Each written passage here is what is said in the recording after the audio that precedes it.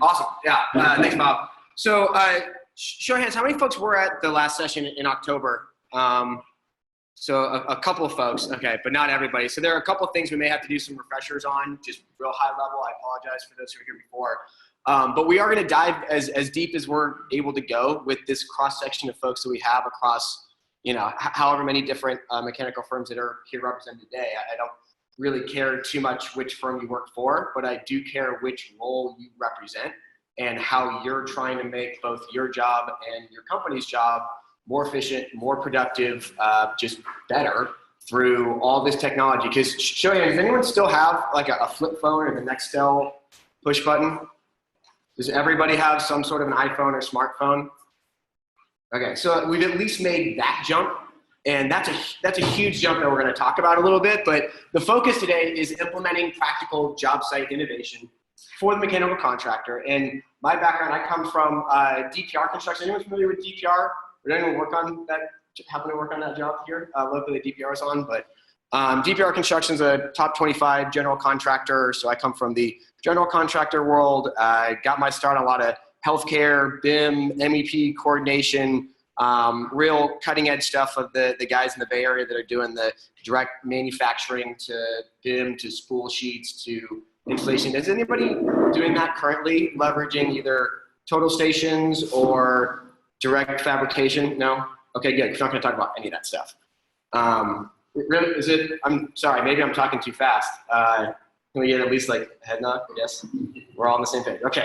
Just making sure you guys aren't dead out there. Let's dive into the agenda real quick because when we talk about implementing, oh, here we go. I'm just going to click this thing. There we go. When we talk about implementing, at SpectrumAEC, what we do are these A3 strategy workshops, and towards the end, we're going to try and do our best to go through and assess, align, advance on a few of the challenges or kind of pain points that we're facing that you guys are going to tell me you're facing so that we can address them today through technology, through other opportunities that I've seen out in the marketplace. But we really need to understand what is practical out in the marketplace. Obviously, can anyone agree that there's a lot of technology out there and that it's a little bit overwhelming? I'd say so, yeah. And so, you know, with all these opportunities out there, let's focus less on what is the opportunity and more on what are the barriers and what are the roadblocks. And we're going to talk about what is the subtle but very important difference between a barrier and a roadblock. But we're going to spend most of our time, which is why it's our biggest little area here, on job site innovation. And from the feedback that I got from the last session, some of the general categories, we're going to talk about asset tracking, some different examples of a little bit of the design and fabrication, but if nobody's doing that, we're going to skip over it and focus more on field tools and other areas or questions you have. We're going to talk about task management, you know, daily reports, timesheets, how are you guys solving that today? What are some of the opportunities out there? As well as dealing with the GC and some of those, hey, where are you on statuses? And is anyone on a project that's currently using the last planner system or any lean application? Is the GC making you guys do that at all? So there are some projects. So we'll have some examples. And we want, you know, obviously we don't need to talk about specific names or companies we don't feel comfortable, but as much as we can bring these stories of what's going on here locally, I think the more value everybody's going to get out of this, because, you know, to make it practical, you guys have to tell me what's practical. I'm not familiar with the Salt Lake City marketplace.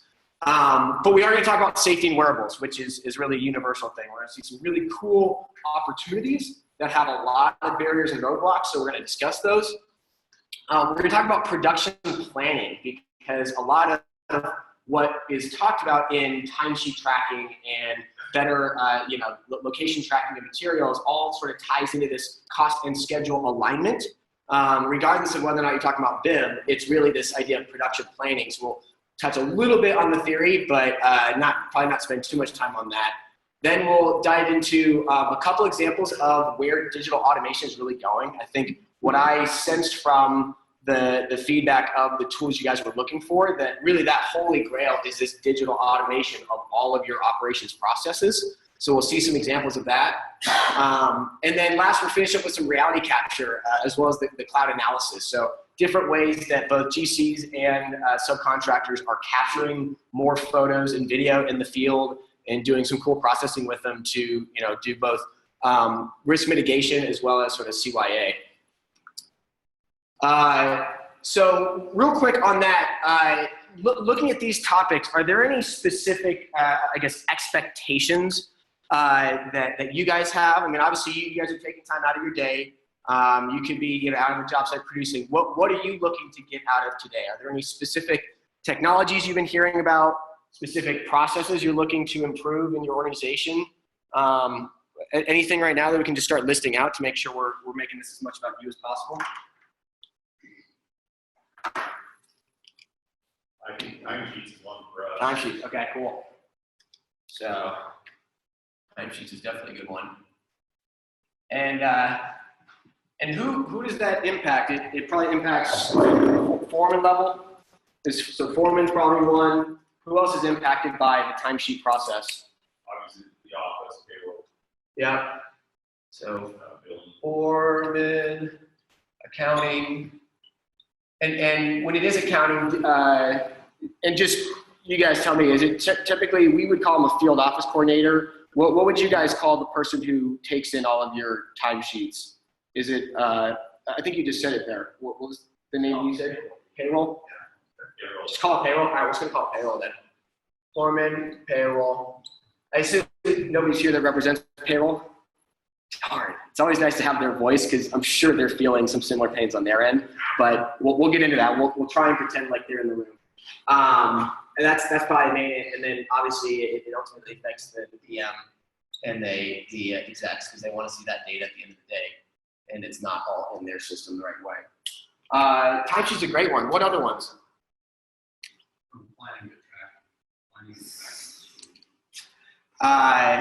So plan versus actual. I guess that's a process here. So, okay. Plan versus actual. That really is production tracking. So that's perfect. I'm glad that I was wondering if I should put the production planning in. So I'm glad you said that. We'll spend some time on it. Other ones? Daily reports. Okay.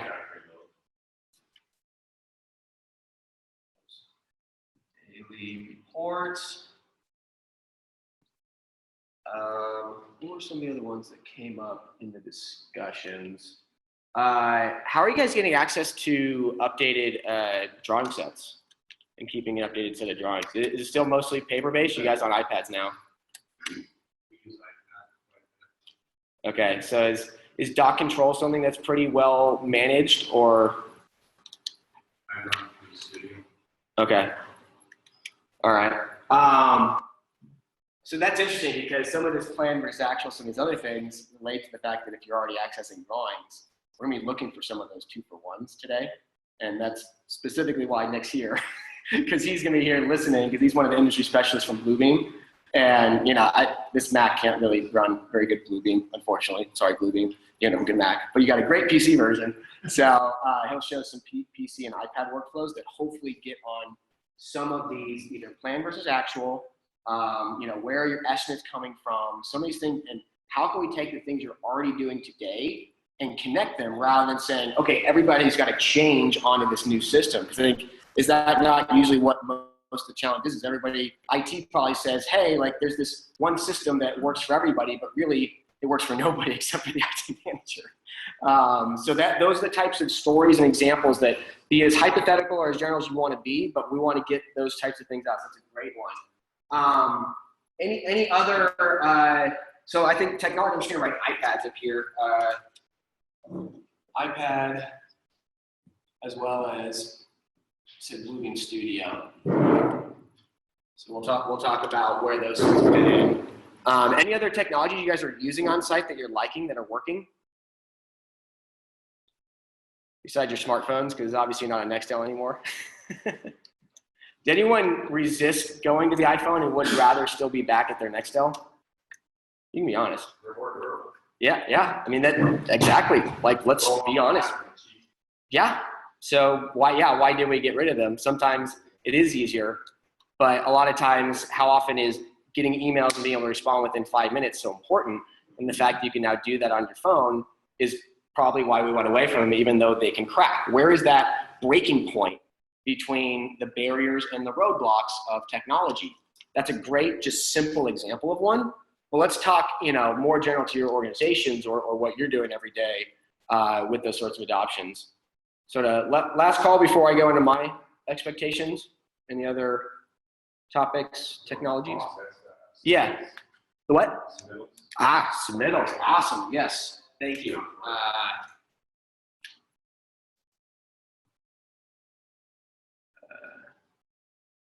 Yeah, especially shop drawings too. It's a great one. We talked about Bluebeam Studio. Cool. We will move on as soon as I find this. I'll place these things all over the place. Okay, so my expectations, I want to show you guys a quick industry report. And I was telling Bob earlier, there's a website you guys can jot down later that has access to all these reports, this entire presentation, all the YouTube we're going to play. Don't worry too much about having to jot all this stuff down. But this industry report, it comes from Deloitte. You guys know Deloitte, big accounting consulting firm. And they're talking about really the mathematics and the financials behind this whole technology disruption thing that's going on. This whole feeling of overwhelming, it's overwhelming how much technology is changing compared to our ability as businesses to increase productivity more linearly. They often refer to this as the tipping point in sort of disruption and innovation. And what I thought, and this is not necessarily anything new, what I think is really interesting is that what they're identifying is that it's not really one curve. It's actually multiple curves. Because the fact that nobody now is using an Excel and everybody is using some sort of smartphone and iPhone says that the smartphone technology has jumped from just the technology to now every individual and pretty much every business runs it.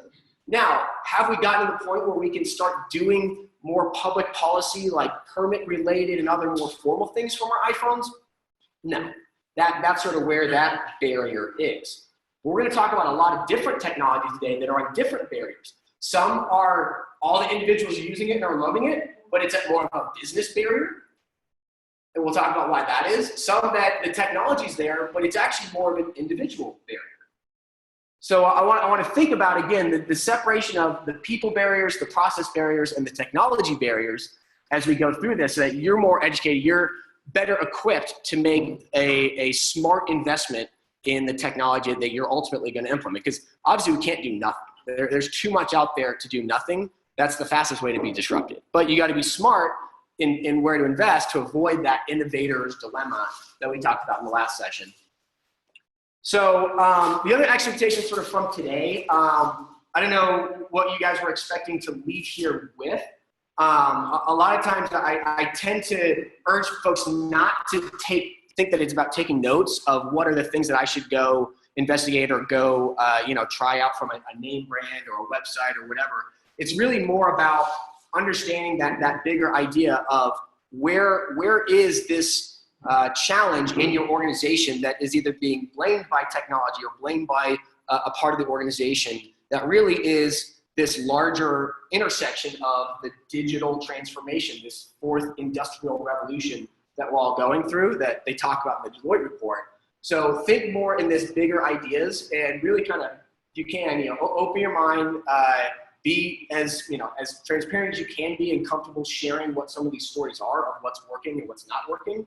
And we want to be able to use that as some great, sort of tangible opportunities to create some successful use cases from all of these great technology ideas. So let's just go ahead and dive into these technologies. And I did not pick an order on this, specifically because I think I should leave it up to you guys to say where do we want to dive in first.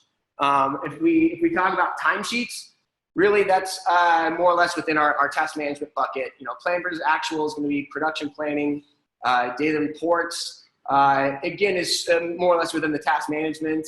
And then submittals is Well, signals can be a tough one. I think that's probably more partially within the digital automation. Is there anyone in particular that we want to really dive into first? Anyone's of interest? No, nobody said safety. I was surprised. Is anyone? I feel like safety first, right? Shouldn't we go into safety first? No? Is it safety third? Mike Grell always says safety third. He gives a great spiel on that. Okay, so not safety first. So which one? Task management. All right, let's do it. Okay, has anyone heard of Note Vault before? Has anyone heard of Field Lens before? Oh man, one Field Lens. Okay. So these are two different tools, and the reason that I bring these tools in, and you'll see here this external versus internal. I think when it comes to task management, there are two strategies. There's one is, what do I need to produce so that my GC sees that I'm doing what I'm supposed to be doing? And then there's the other one that says, I actually want to know what we're actually doing, the plan versus actual, so that I can measure and make my organization, make my company better. And those are two very different reports. And I personally put, while Note Vault and Field Lens have a lot of similarities, as you'll see from their sort of commercials, and we'll play both. Note Vault on the left, I see as much more of a, here's an easy way to communicate the daily reports you need to your owner, and then, or I'm sorry, to the GC, and then the Field Lens being much more internally. But let's just go ahead and watch, this is the Note Vault little, what is Note Vault in a minute and a half here. So let's play this. Superintendent Joe's got a problem getting his job done and keeping track of changes. The last thing Joe wants to do is write reports, but he knows it's important to document delays, modifications, and incidents. Unfortunately, Joe puts off writing his reports, sometimes for days, sometimes for weeks. Down the track, that could lead to the worst problem of all, liability. Without adequate record keeping, Joe's company could have to pay for a problem that was not their fault. Joe's problem has also become a management problem. Without accurate records, resolving issues is harder than it should be. That's why Joe and his company need Note Vault. Note Vault lets Joe talk, add a photo, and get a report, all from his mobile device, making it easy to report delays, bad weather, if the wrong material was delivered, or if a worker got hurt. Note Vault uses speech recognition software to convert Joe's voice into text. To save even more time, Joe can upgrade to Note Vault's human transcription service. Joe gets a professional report he's proud of, and management gets a report they easily read and understand. Now Joe and his company can resolve issues quickly and fairly. And best of all, with Note Vault, Joe's daily report time is down to nearly zero, so he can focus on getting the job done while management gets to relax. Note Vault, empowering teams to communicate, collaborate, and escalate every day. So what did you guys catch that might be appealing to what's going on in your jobs, either in your personal roles or guys you manage? Anything you guys see in there that you don't already do that would be appealing? Is this something you already do in a different technology? Is it something you already do on paper? You do it on paper? Okay. So it's more or less the same process, just done on paper? Sure. Is it capturing the same photos, and is it capturing the same location and weather and all those things automated? What's that worth? What's that worth in a claim? I could tell you a hypothetical story about a hypothetical $4 billion hypothetical campus in hypothetical Silicon Valley, where a large mechanical contractor made $1 million claim because the GC forced them to use a daily reporting tool that they used back in their face to show all the delays that they didn't cause. What an amazing way to get tricked into doing technology, right? So why are we, like, I mean, we haven't even heard of this before, but what would potentially prevent someone from implementing this? What, are we going to use this tomorrow? Yeah. And they're better because they're faster, or better because why?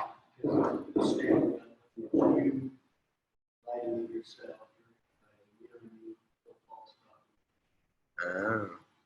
So that's a great point. So I wrote there next to Noteball because what I really like about that human transcription thing, and from what they explained, what it basically is there's someone, it could be a mother that works from home, it could be a paraplegic that is well versed in the the nomenclature, the naming conventions, things that we use on the job site, and they're actually listening to a recording of what that foreman said.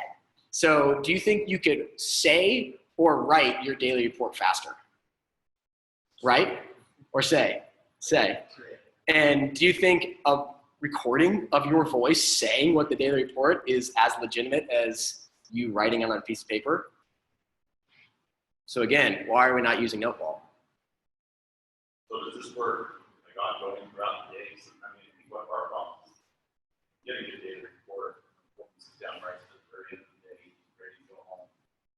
Maybe doesn't capture all things that happen during the day. So this is like and document that. The hope is that you would do it as you go. You'll see in the next one, Field Lens, I think is actually a better on-the-go tracker because it's much more of like a Facebook. I mean, like who doesn't know how to post something on Facebook or one of those? Like, we all have kids and grandkids that want to get on there. So it's so easy and similar to that. We'll see in a second is a different way of doing it. But their approach is basically saying at the end of the day, call it up or call it as it goes. But that is absolutely the incentive is that people are tracking as they go and they're incentivized to, because if the problem is that people aren't doing their daily reports and they're stacking up like you talked about, it's probably because your current required process isn't very efficient. And they're going, what's in it for me? And if nobody's coming down hard on them, then they're going to keep doing it. But if you invest in a solution that says, we want to make this easier for you, but they also need to choose. And so that's why I think we need to jump into the Field Lens one, because you'll see some differences and some similarities, and different guys may want different stuff. So let's look at the other one here of Field Lens.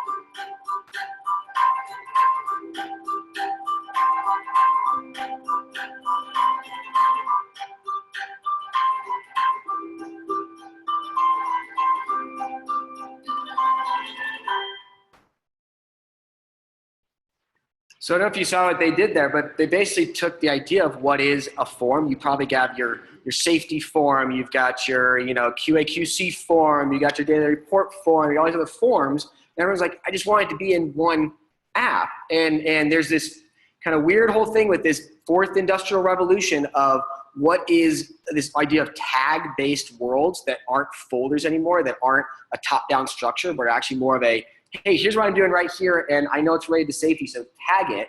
And somebody else in a management position can say, go throughout my whole organization and filter everything down to things related to safety, and it pulls the job site that it's attached to, it pulls all this information. Now think how many times you fill out your project's address. Think how many times you fill out your name, your email, your whatever, and if everything was just tagged within this system, how great would that be? And I'm curious, because I know some things. So what would prevent something like a Field Lens or a Noteball, again, from being adopted? Why would people want to resist using something like that as opposed to paper-based? Is there any reason? Good answer. It should be the right answer. But we all know there's probably some people that are going to figure out some reason why they're going to resist. Does anyone have any ideas? What?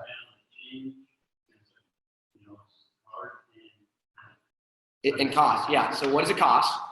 And I do know that NoVault, because of that human transcription service, is not cheap. But they have some really interesting ROI calculations that they show on their website about a superintendent's time and what that time is worth and how much time they save and how quick your return on investment is. There you go.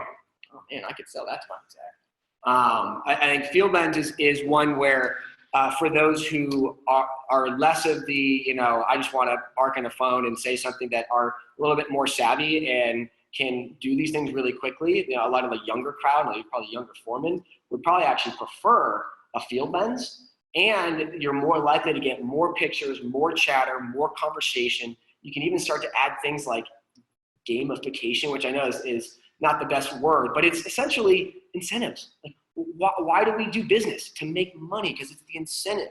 And if there's actual true, somehow monetary, whether they're gift cards, whether they're other awards or different things where there's an incentive, and you can use tools like a Field Lens to incentivize better daily reporting. I'm telling you, the carrot is way more effective than the stick these days, especially when it comes to things like daily reports. So there's two, great options there, both Field Lens and NoVault. And definitely would encourage you to check both of those out. And we'll be discussing more where tools like that fit within the larger holistic process and what some of those barriers and roadblocks are going to be. So we use Build Mobile and FileMaker. Okay. Do those compare to promising applications for Yes, and my short political answer to that is that they're all as good as the person that they serve and the value that they serve to them and their ability to integrate with other systems. So I can tell you that Field Lens does do some decent integrations with, or probably some of the best integrations with Bluebeam if you are an existing Bluebeam user, especially on the desktop side. And if maybe you're having a little bit of limitations on the iPad side, that can be a great supplement so that desktop still loves Bluebeam, Field moves towards one of those. And does NoVault also have anything? Not yet, but there's the ability to.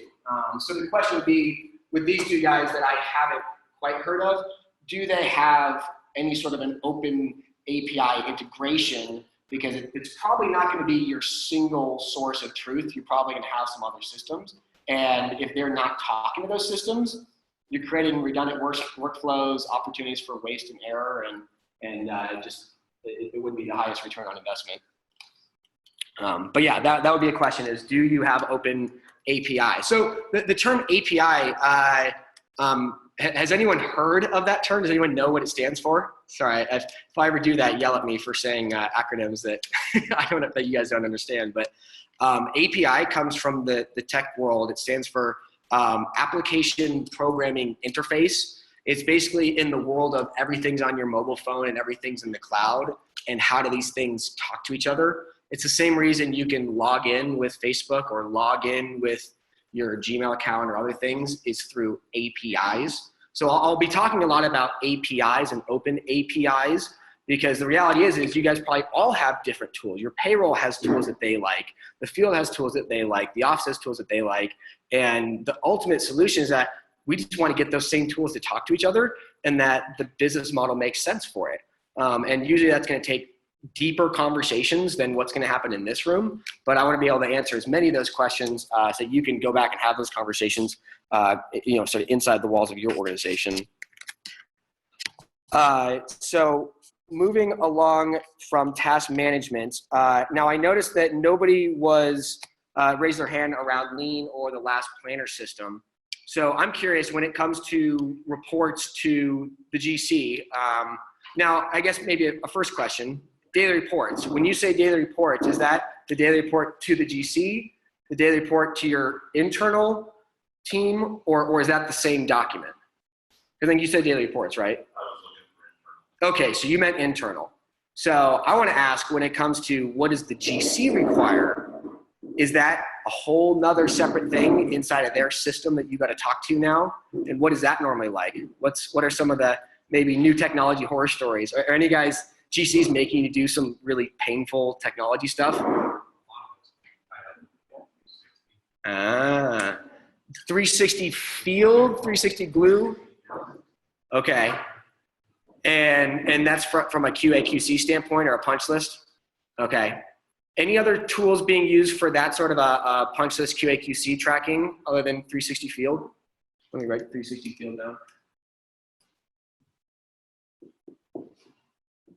I knew we'd talk about BIM at some point. It's actually not even a BIM tool. Nobody's using PlanGrid? Huh. Cool. Good.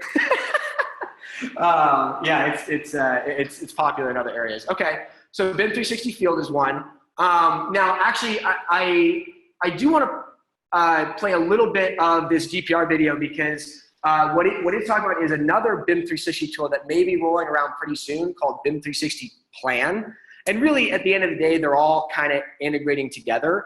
But I want you to listen to, and this is DPR Construction. This is the company that I spent 8 years with and how I learned the lingo of the industry, and talk about how they deal with their subcontractors and collaborating and their approach. So let's just, it is full disclosure, let's present here. It is a Autodesk commercial, more or less, but it's a good one.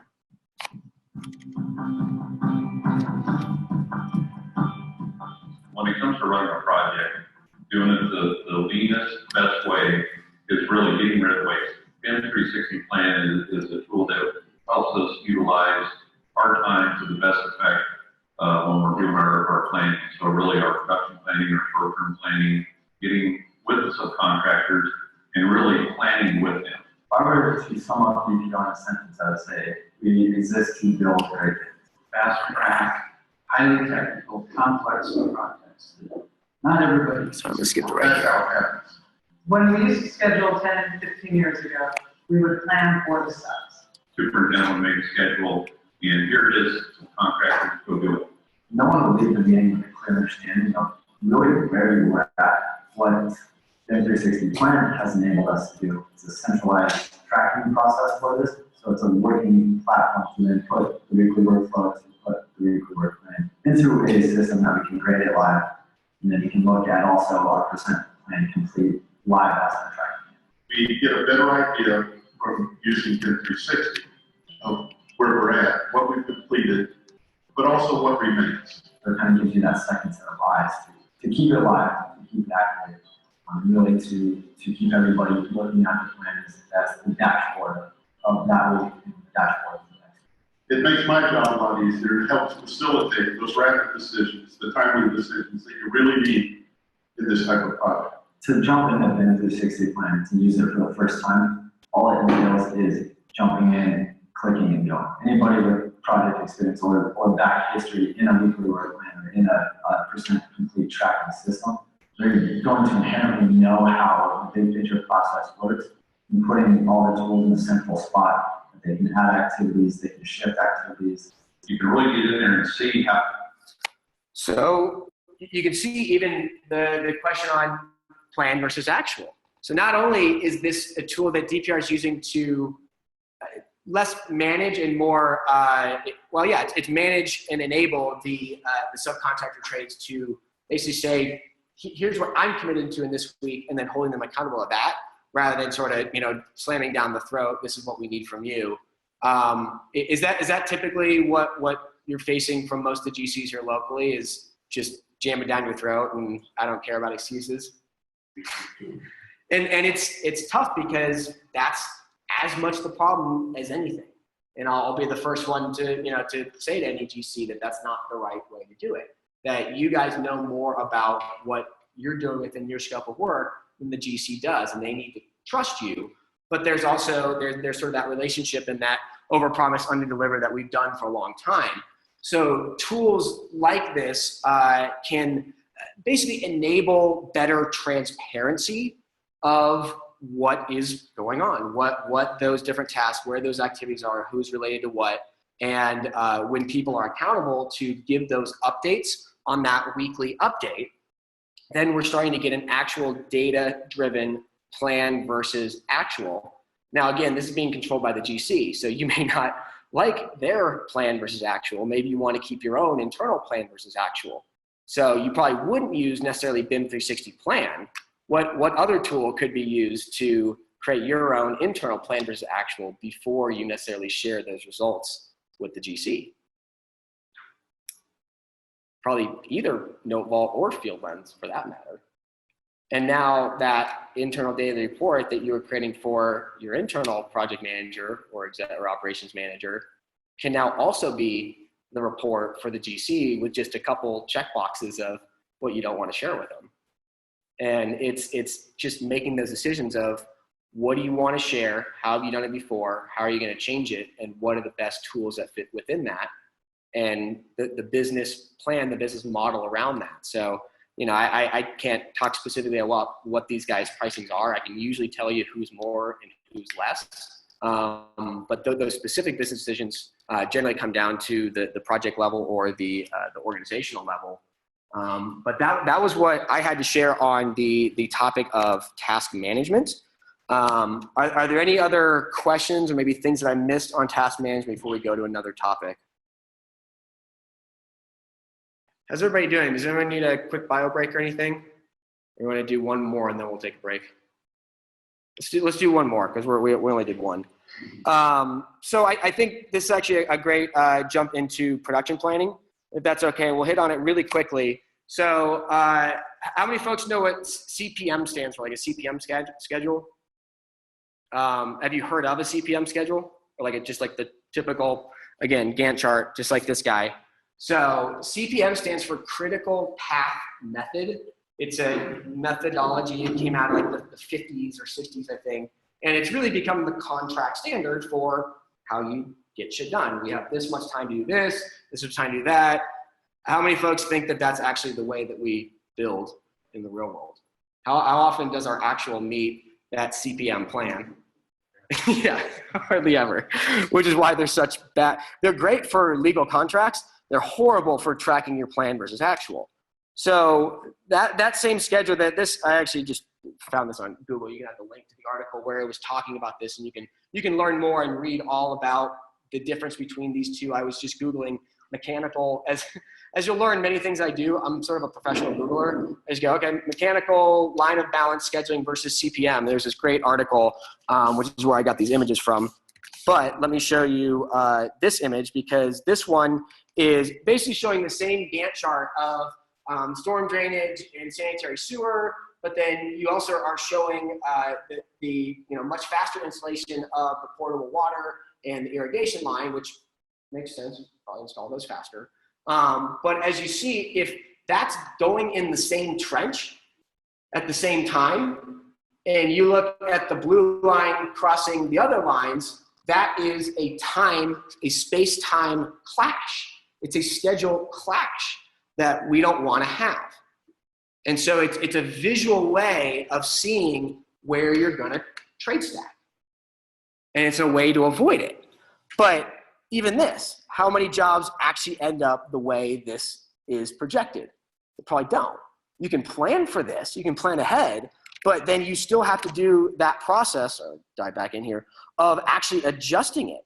And so that's where this graphic came in a little crude here, but you can see that all of the dotted lines are basically the actual versus the plan of, from floor to floor, the different trades that had to install on the interiors of that job and what their actuals were.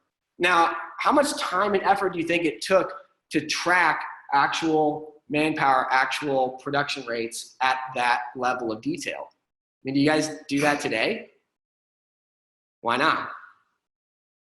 Takes a lot of effort, probably. Do you think that'd be valuable to see when lines are starting to cross and where you're hitting some of those trouble spots ahead of time? To have predictive analytics is the big data term, but this is the brass bones of it. And it's not easy. Technology doesn't just magically do this. you got to fundamentally change the way that you do your daily reports, the way that those reports translate to your GC, the way they translate internally across projects, tied to people's individual employee numbers and what job they're on. We spend so much time filling out these different forms, and we want technology to fix it, but there's a lot of discussions on what is that backbone that is going to allow us to do things like that. So I'm not going to go really any deeper into that, except for I will show you Trimble, and this link over here will get you to a website that Trimble can actually do a CPM, critical path method schedule, versus a line of balance sort of comparison. And they will create your traditional Gantt chart schedule into something that looks more like a line of balance, so that you can see where your opportunities are. You can see they found that whole opportunity where there's no work going on, to be able to squeeze that work in and compress the schedule. And again, it's probably more of a GC tool at that point. But certainly areas, if you're doing any sort of a supply chain of your shop drawings, your fabrication, any of that stuff, you can look for opportunities by following a line of balance type methodology. And that is really the production planning, or the plan versus actual. Probably a next good one might be asset tracking. But before we do, let's go ahead and take that break. So let's plan on coming back at just around 10 o'clock. We'll take an 11-minute break if that's cool. All right, we'll get settled down here, get going again. I have lots of fun questions, because I'm very curious from knowing other marketplaces, like where the mechanical sits in this whole design and fab thing. Because we may not even play any of the Fab Pro 1 stuff, depending on what the answers to these questions. But I'm curious, just talk me through, as a kindergartner, from the design to submit to the fabrication, who's doing what within your organizations? Are you guys are subbing out both the detailing and the fabrication typically, and it's to one person? Or can anyone explain an example, just what they do in their company? Yeah. We do it all in-house. Okay, so you're all in-house. We'll draw it up as well, and we'll fabricate it and install it. Okay, so you'll draw, and that's in CAD typically? Usually, yeah. Okay, so you got from CAD to, and then you'll submit probably PDFs to. I mean, so a lot of that, as the design build engineer. Oh. We'll also put it to ourselves, but we'll also make sure we get electricians to look at it, GC. So I'll just say submit/handoff, because sometimes you need to submit it, sometimes just handing it off. But in that case, you're handing off the native CAD files, or you're handing off. Yeah, that or PDFs. Okay, so it's either CAD or PDF. Now, the actual offsite fabrication part, is anyone doing that in-house, or is everybody purchasing? Okay, and what is that handoff like, the digital to fabrication, for anyone who's doing it in-house? So, I mean, that's our virtual construction department sitting down with our shop foreman lead and then kind of quickly looking at it. Sometimes if it's something we've done 100 times, there's no communication there really. And other times there's a whole, meetings about what's actually going to happen, how it's going to be fabricated. And that shop typically receives paper, PDF, CAD, fully digital? Either digital PDFs or paper PDFs. Okay. So paper / PDF. Anyone else doing anything different than that? Okay.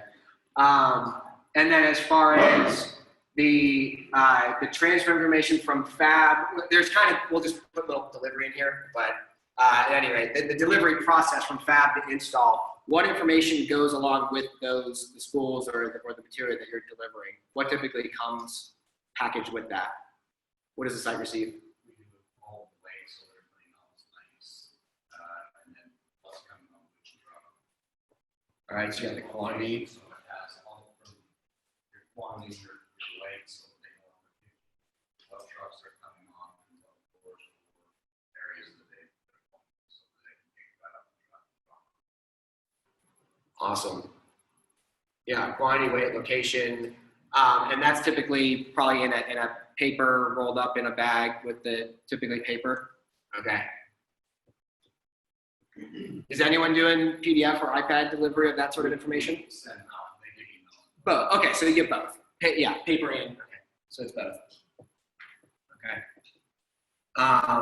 Interesting. So now, is anybody taking this quantity, weight, location information, and how easily is that embedded throughout all these past processes versus how manual kind of when the guy receives it is that process? Probably more the latter. So really a lot of this whole ability for this integrated technology, this digital supply chain and this asset tracking is about us establishing the standard processes of how we receive, how we share, what are the formats, what are the specific fields, because the same way, you update your flight status or you update, the FAA has amazing regulations in how they standardize the data that gets shared about delays so that on my United app, I receive a notification and a text message that my flight's delayed. Nobody at United had to do any of that. It was all automated through a trusted data source. But the question is, what is your trusted data source? It's not the GC. You certainly don't trust them. Do you trust your internal operations? That's really the question. And if you don't trust them, how can you rearrange your process in a way where the people responsible for performing those activities